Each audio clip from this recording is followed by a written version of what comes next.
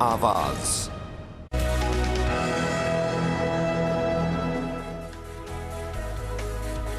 नमस्कार, मैं हूं दीपाली राणा। आप देख रहे हैं हमारा खास शो पर्सनल फाइनेंस से जुड़ा हुआ योर मनी, जो आपको सिखाता है कि आपको कैसे निवेश करना है, कहां निवेश करना है, कैसे अपने बड़े सपनों को छोटे छोटे इन्वेस्टमेंट से आप पूरा कर सकते हैं। ऑलरेडी अगर आप इन्वेस्ट कर रहे हैं तो उसे बेहतर कैसे बना सकते हैं, ये भी योर मनी आपको सिखाता है। तो आप शामिल कैसे हो सकते हैं, पहले तो वो तरीका नोट कर लीजिए। yourmoney@nw18.com ये हमारा ईमेल आईडी है। हमारा व्हाट्सएप नंबर भी है 7045220000। इस पर आप अपने सवाल भेज सकते हैं और साथ ही फेसबुक, ट्विटर पर ये शो लाइव भी जा रहा है, तो लाइव शो आप देख भी सकते हैं, साथ ही अपनी क्वेरीज वहां पर पोस्ट भी कर सकते हैं। आज हमारे साथ पीबी इन्वेस्टमेंट्स के सर्टिफाइड फाइनेंशियल प्लानर पूजा भिंडे मौजूद हैं, उनको शो में शामिल करते हैं। पूजा नमस्कार, स्वागत है आपका। क्वेरीज लेंगे, लेकिन उससे पहले एक चीज बताइए पूजा, जब हम म्यूचुअल फंड पोर्टफोलियो क्रिएट करते हैं तो पहला स्टेप तो है उस पोर्टफोलियो को क्रिएट करना। दूसरा इंपॉर्टेंट स्टेप होता है कि उसको रिव्यू करते रहना और उसमें बदलाव करते रहना। तो आम तौर पे, क्योंकि अगर आप 5 साल, 10 साल, 15 साल या 20 साल का नजरिया लेके चल रहे हो, तो हर कोई फंड हमेशा अच्छा परफॉर्म करे, इसकी पॉसिबिलिटी लेस लाइकली है। तो इसीलिए हम कहते हैं कि रिव्यू करते रहिए अपने पोर्टफोलियो को, जहां नेसेसरी चेंजेस हैं वो करने चाहिए।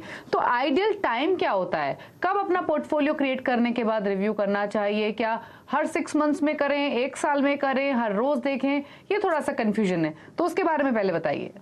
जी देखिए, बहुत अच्छी चीज है दीपाली। ये नॉर्मली हम हमेशा कहते हैं आप शुरू करें, जितना जल्दी हो सके एसआईपी शुरू करें, 15 साल 20 साल जैसे आपने कहा, वही हमारी हमेशा से एक स्ट्रैटेजी रही है। लेकिन बीच में जाके अगर कहीं कोई चेंज करना है तो कब करना चाहिए, ये बहुत अच्छी चीज है। देखिए, नॉर्मली हम जब भी सिलेक्शन करते हैं, अगर आपने जैसे हमारे शो के द्वारा कोई सजेशन लेके शुरुआत की है, large cap, mid cap, small cap, इस तरीके से आपने 4 या 5 ही फंड्स आपके पोर्टफोलियो में रखा है तो अच्छी बात है। लेकिन अगर आपने समझो ऐसे किसी के कहने से शुरुआत की है तो उस टाइम पे एकदम से 6 महीने या 1 साल के अंदर आप शायद ना भी चेंज कर सकते हैं, क्योंकि उसमें टैक्सेशन का भी एक एक पॉइंट आ जाता है। सो नॉर्मली जब भी हम रिव्यू की बात करते हैं ना, आप एटलीस्ट पीरियोडिकली 1 साल के अंदर तो रिव्यू करिए कि आपने जो फंड सिलेक्शन और जो स्ट्रैटेजी चूज की थी उस हिसाब से आपके फंड ने बेंचमार्क को बीट किया है, बाकी के फंड्स किस तरीके से परफॉर्म कर रहे हैं। सो मेरे हिसाब से एक एनुअल मीट आप रखें आपके फाइनेंशियल एडवाइजर के साथ, या अगर आप खुद भी स्टडी कर रहे हैं तो आप एनुअली आपके पोर्टफोलियो को जरूर रिव्यू करें। जी ठीक है, तो एनुअली पोर्टफोलियो को रिव्यू करना चाहिए। इसके अलावा एक हम रीबैलेंसिंग की बात भी करते हैं कि पोर्टफोलियो की रीबैलेंसिंग करते रहना चाहिए। ये एग्जैक्टली होता क्या है, किस तरीके से करनी चाहिए? क्या फंड्स में स्विचिंग करनी चाहिए या एलोकेशन पर ध्यान देना चाहिए, कितना परसेंटेज टर्म्स में हम एलोकेट कर रहे हैं? एग्जैक्टली पोर्टफोलियो रीबैलेंसिंग क्या होता है और क्या करना चाहिए इन्वेस्टर्स को? जी देखिए, पोर्टफोलियो रीबैलेंसिंग भी अगेन एक बहुत इंपॉर्टेंट कॉन्सेप्ट है, क्योंकि हमने इतने सारे उतार चढ़ाव देखे, वॉलेटिलिटी का पीरियड देखा, कोविड टाइम देखा, तब हमने देखा कि रीबैलेंसिंग बहुत जरूरी है। तो मैं आपको 2 चीज कहूंगी। एक है जो रीबैलेंस होता है इंडिविजुअल सिचुएशन को देखते हुए। इंडिविजुअल सिचुएशन का मतलब है, अगर मैं बहुत ही सिंपल भाषा में कहूं तो आपकी रिस्क एपेटाइट, आपका एसेट अलोकेशन और आपके गोल्स। ठीक है, अगर आपके रिस्क एपेटाइट के हिसाब से आपने ऑलरेडी अपना एसेट एलोकेशन कर रखा है कि आपको इक्विटी और डेट में समझो 50-50 रखना है, या इक्विटी, डेट और एक गोल्ड एसेट क्लास को भी शामिल किया, उसको 60-30-10 के पोर्टफोलियो में अगर आपको रखना है तो आप उस एसेट एलोकेशन को फॉलो करते हुए रीबैलेंस करते हैं। सो ये एक स्ट्रैटेजी हो जाती है। दूसरा जो पॉइंट है वो है मार्केट लेवल के ऊपर, ट्रेंड के ऊपर, जियोग्राफिक ग्लोबल, जो हम कहते हैं ग्लोबली जो चेंजेस आते हैं, इंटरेस्ट रेट्स है, गोल्ड डिमांड है, उस तरीके से अगर कोई चेंजेस करने हैं। जैसे कोविड टाइम था, हमने देखा मार्केट लेवल एक्विटी काफी नीचे गया, तो अगर हमारा एसेट एलोकेशन उस टाइम पे शायद एक्विटी में 50% ही हमने सोचा था, लेकिन मौका था और उस टाइम पे अगर आप शिफ्ट करते और एक्विटी में आपने आपका परसेंटेज बढ़ा दिया होता तो आपको रिटर्न में भी वहां पे फायदा मिलता। सो रीबैलेंसिंग एक अच्छी स्ट्रैटेजी है, लेकिन कैसे करनी, कब करनी, आपको सलाह लेके करनी, ये सारी चीजें इंपॉर्टेंट हैं। 2 तरीके के इन्वेस्टर्स होते हैं दीपाली। एक होते हैं अग्रेसिव, जिन्होंने इन्वेस्टमेंट तो शुरू कर दिया लेकिन at the same same time उनके वॉच जो होते हैं वो बहुत रेगुलरली करते हैं, उन्हें रीबैलेंसिंग की बात समझ में आती है, तो 3 या 4 तरीकों से वो रीबैलेंस कर सकते हैं। एक मैंने जैसे कहा एसेट अलोकेशन, तो आपने जिस हिसाब से परसेंटेज सोचा है अगर उसमें प्लस या माइनस कुछ 5% होता है तो एसेट रीबैलेंस करते हैं। दूसरा मार्केट कंडीशंस। तीसरा जैसे फॉर एग्जांपल अगर कोई पीई पे चलते हैं तो अगर मार्केट पीई बहुत ज्यादा जा रहा है तो अकॉर्डिंगली वो इक्विटी से शिफ्ट कर सकते हैं। तो ये सारे जो फॉर्मूला है वो कोई सेट थंब रूल नहीं है, ये एक इंडिविजुअल जो एक्टिव इंडिविजुअल है या जो अग्रेसिव इन्वेस्टर है जिसे नॉलेज है मार्केट्स का, अगर वो करना चाहते हैं तो वो एक सेट फॉर्मूला अपना सकते हैं। जो दूसरी चीज है जहां पे हम लॉन्ग टर्म इन्वेस्टर्स की बात करते हैं जिनमें हम समझते हैं हमने म्यूचुअल फंड का रूट लिया ही इसके लिए ताकि हमें ज्यादा दिमाग नहीं लगाना, फंड मैनेजर कर रहा है अपना काम, तो आपने एसआईपी शुरू कर रही है, आप लॉन्ग टर्म के हिसाब से चल रहे हैं, आप सिर्फ रिव्यू करते रहे। रीबैलेंस के लिए अगर आपको एक पर्टिकुलर फंड चूज करना है तो हमारे पास म्यूचुअल फंड में भी ऑप्शंस है, जैसे dynamic asset allocation, balance advantage fund category. तो इस तरीके के फंड्स में भी आप निवेश कर सकते हैं ताकि आपको रीबैलेंस का एक लुफ्त उठाने मिल सकता है आपके पोर्टफोलियो में। लेकिन रीबैलेंस को आप अगर नहीं समझते और नहीं जरूरत लगती, आपको गोल्स दूर है, रिटायरमेंट दूर है, तो आप बहुत फ्रीक्वेंटली ना करें। मौका कि अगर लगता है कि अब सही समय है, बहुत टाइम से कोई चेंज नहीं किया है और आपको सही सलाह मिल रही है तो ही करें। ओके, चलिए, तो सारे एस्पेक्ट्स यहाँ पर पूजा ने बताए पोर्टफोलियो से रिलेटेड, क्योंकि इन्वेस्टमेंट्स करने के साथ साथ इक्वली इम्पोर्टेंट है अपने पोर्टफोलियो पर नज़र रखना, और कैसे नज़र रखनी है, रीबैलेंसिंग के क्या फ़ायदे हैं, वो तमाम पहलू आपको पूजा ने बताए। चलिए अब क्वेरीज करते हैं शामिल। सुरेश पटेल मुंबई से हमारे साथ हैं। सुरेश जी नमस्कार, पूछिए अपना सवाल। नमस्कार मैम। मेरी एज 25 ईयर है। नमस्ते। और मैं एक मेडिकल फील्ड में हूँ, तो मैं अभी अपने 15-20 साल के लिए कम से कम 20 ईयर के लिए अपना इन्वेस्ट करना चाहता हूँ इक्विटी में। तो मैं चाहता हूँ कि मतलब मैंने बहुत से वीडियोस देखे, मुझे एक्चुअली इतना नॉलेज नहीं है, तो देखा कि कुछ डायरेक्ट और इनडायरेक्ट मतलब रेगुलर प्लान और डायरेक्ट प्लान कुछ है। तो मैं चाहता हूँ कि मुझे बस खाली डायरेक्ट प्लान मिल जाए, तो मैं बस उनको बाय करके मतलब पोर्टफोलियो बना के छोड़ दूं, मतलब मुझे बार बार चेंजेस नहीं करने हैं, मतलब बस SIP जाता रहे 20 साल के लिए, मुझे कुछ चेंजेस और कुछ करना नहीं, बस अच्छे पोर्टफोलियो मिल जाएगा। इनफैक्ट पूजा, जो सुरेश जी का सवाल है, बहुत सारे उन इन्वेस्टर्स का होगा आई एम श्योर जो बिगनर हैं, और देखिए इनका बिल्कुल क्लीन क्वेश्चन है। पोर्टफोलियो क्रिएट करना है, 2 करोड़ कमाना चाहते हैं, कहाँ पैसा लगाएं जहां पर इनको ज्यादा वॉच ना करना पड़े, रिव्यू ना करना पड़े, क्योंकि इनकी जो नॉलेज है फाइनेंशियल इन्वेस्टमेंट या फिर म्यूचुअल फंड से जुड़ी हुई बहुत कम है। तो बहुत सारे ऐसे व्यूअर्स होंगे आई एम श्योर, बताइए क्या सजेशन है। जी, यहाँ पे भी मैं 2 बातें कहूंगी सुरेश जी आपको। सबसे पहले हम आपके टारगेट के हिसाब से बात करेंगे। जैसे आपका गोल है, आपने मेंशन किया है कहीं ना कहीं आपको 15 साल के अंदर 2 करोड़ की राशि चाहिए। अभी आपने मेंशन किया 15 या 20 साल। यहाँ पे मैं आपको एक चीज करेक्ट करना चाहूंगी, हम जब भी गोल की बात करते हैं ना, स्मार्ट गोल्स की बात करते हैं, तो स्पेसिफिकेशन, अमाउंट, टेन्योर, सब चीज का स्पेसिफिकेशन। ये मैं क्यों कह रही हूँ, क्योंकि अगर आपने मुझे 15 साल दिए हैं 2 करोड़ जुटाने के लिए, तो अगर मैं 12% भी अज्यूम करूं तो आपको 40,000 की SIP लगेगी। लेकिन अगर आप कहेंगे कि मैं 20 साल तक भी ये गोल मुझे चलेगा, अब मुझे 2 करोड़ की राशि तब तक भी, तो आपकी SIP अमाउंट हो जाती है 20,000, सीधी आधा हो जाती है। सो आप स्पेसिफिक रखें कि आपको गोल आपका जो है, चाहे वो बच्चों की एजुकेशन है, खुद का रिटायरमेंट है, जो भी है, वो कितने समय में। देखिए एकदम से एग्जैक्ट तो हम नहीं कर सकते, लेकिन अगर आप थोड़ा बहुत थॉट प्रोसेस डाल के एक अजम्पशन लेवल पे भी टेन्योर बता दे, आपकी SIP अमाउंट इस हिसाब से आप मैच कर सकते हैं।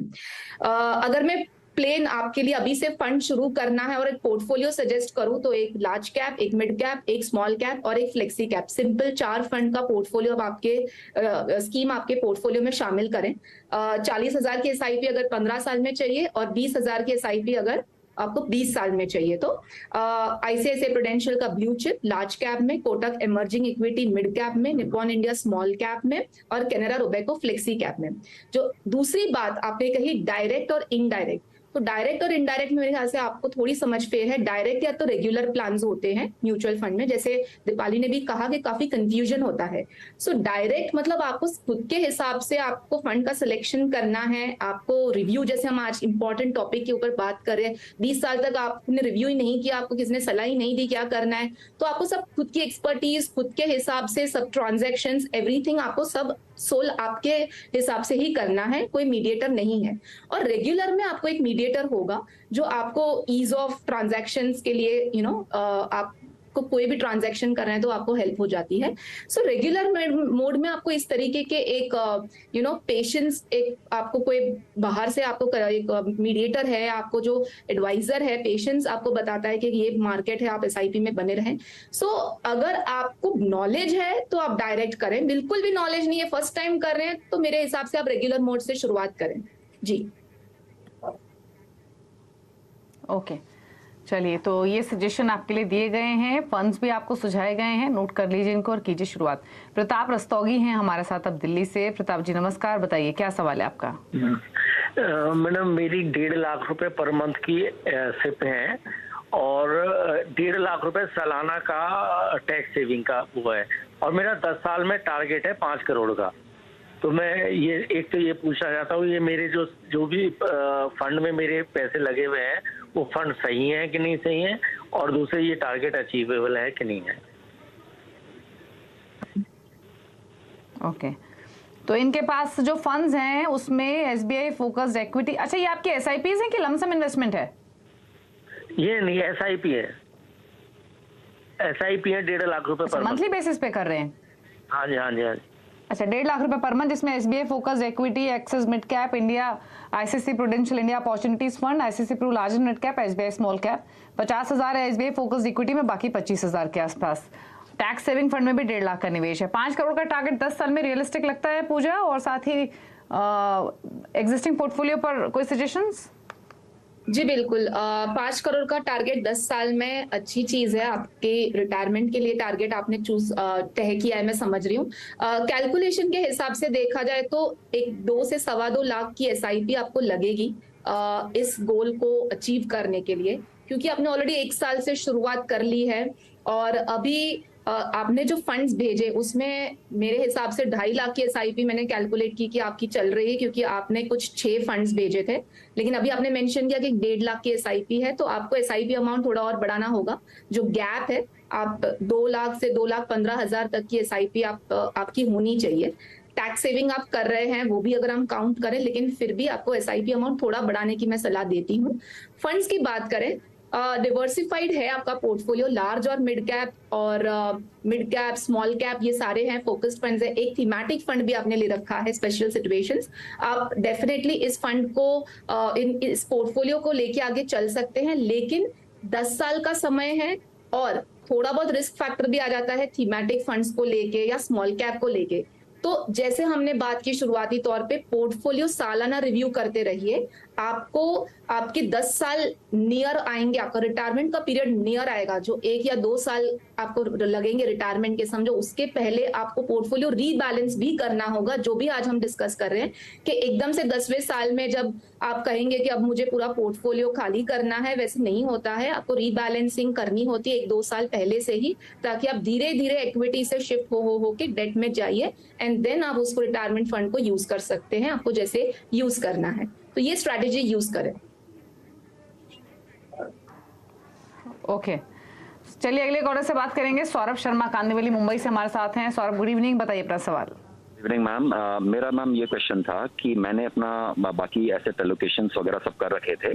अभी एज ऑफ नाउ मैं रियल एस्टेट में इन्वेस्ट नहीं करना चाह रहा था, फिजिकल रियल एस्टेट में, बिकॉज मेरा जॉब भी ट्रांसफरेबल है, तो I was not willing to invest in the real estate physical property.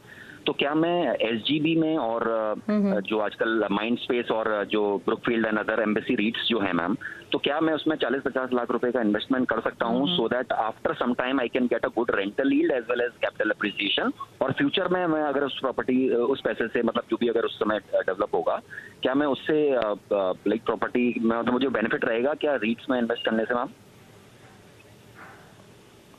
पूछ लेते हैं। तो पूजा, सोवरेन गोल्ड बॉन्ड रिट्स, इसके बारे में जानना चाहते हैं कि इन्वेस्ट करें ना करें, 10 ईयर्स का ये होराइजन लेकर चल रहे हैं, बताइए क्या सजेशन है? जी बिल्कुल, देखिए सबसे पहले तो सौरभ जी मैं दाद देती हूँ आपको एसेट एलोकेशन के बारे में आपने नॉलेज रखी हुई है। आपने कहा आपने ऑलरेडी दूसरे एसेट्स में निवेश कर रखा है। जो कंपैरिजन है REIT और SGB का, वो एक अलग एसेट क्लास हो जाता है। तो हम दोनों के लिए बात करते हैं। जैसे मैं हमेशा कहती हूँ कि अगर हम एसेट एलोकेशन करते हैं तो आप गोल्ड में और रियल एस्टेट में 10% आपके पोर्टफोलियो का आप डेफिनेटली कर सकते हैं। सो आपका दूसरा जितना इन्वेस्टमेंट है उसके सामने ये बहुत ज्यादा भी परसेंटेज नहीं होना चाहिए। आप 10% के हिसाब से कर सकते हैं। जब हम SGB की बात करें तो गोल्ड बॉन्ड एक बहुत अच्छा विकल्प है। आपको उस पर 2.5% एडिशनल इंटरेस्ट भी मिलता है। And at the same time अभी तो सोवरेन गोल्ड का एक ट्रांच भी चल रहा है, कल उसका आखिरी दिन है। तो आप उसमें डेफिनेटली निवेश कर सकते हैं। जो REIT का आपने सवाल किया, जैसे 3 REIT आप स्टॉक के द्वारा निवेश कर सकते हैं, ब्रूकफील्ड है, एम्बेसी है या माइंडस्पेस है, उसमें आप निवेश कर सकते हैं। लेकिन REIT म्यूचुअल फंड्स भी एक विकल्प है जिसमें आपको थोड़ा डाइवर्सिफिकेशन मिल जाएगा, ग्लोबल REITs का भी। डेफिनेटली अगर मैं कंपैरिजन करूं एक फिजिकल प्रॉपर्टी और एक फंड के द्वारा, तो बहुत बेनिफिट्स है। एक तो रेगुलेशन है, डाइवर्सिफिकेशन है, लिक्विडिटी है। आपको इतना ज्यादा इन्वेस्टमेंट नहीं लगता जितना आपको एक फिजिकल प्रॉपर्टी में लगता है, पेपर वर्क ये वो सब कुछ। तो ईज ऑफ ट्रांजैक्शन है। सो डेफिनेटली आप दोनों में थोड़ा थोड़ा बांट ले एंड अकॉर्डिंगली आप उसमें निवेश कर सकते हैं। लेकिन ज्यादा पोर्टफोलियो में उसको बहुत ज्यादा परसेंटेज ना दे। 10% तक दोनों में ईच में कहूंगी आप इन्वेस्टमेंट शुरू कर सकते हैं। ओके, ठीक है। तो इन्वेस्टमेंट्स कर सकते हैं 10 ईयर्स के पर्सपेक्टिव से, यही सजेशन है पूजा जी का। रुक रहे हैं इसी के साथ एक ब्रेक के लिए। ब्रेक के उस पार कुछ और क्वेरीज करेंगे शामिल। आप बने रहिए CNBC आवाज के साथ।